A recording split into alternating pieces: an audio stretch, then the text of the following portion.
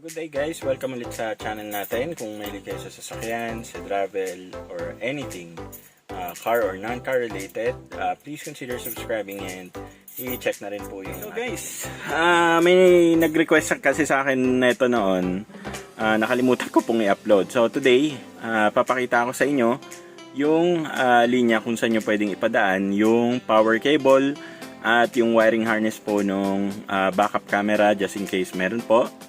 So dito nyo po pwedeng idaan. So yan, nakaipit po yan dito sa roof, sa cabin cover natin.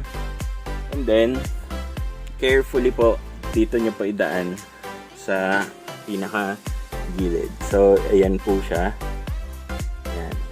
So dahan-dahan lang kayo kasi may airbag po yan sa loob. And then pagdating nyo sa dulo, i-bend nyo lang. And then, ayan na po. Isisiksik nyo lang po yan dyan sa gilid. Pagdating po sa baba, yung wire po, tatawid po yan pag ganyan.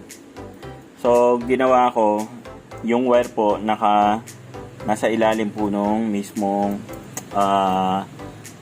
cover po, yung floor mat. So, kung naka-deep dish kayo, ilagay nyo po sa ilalim. And then, tatawid na po yan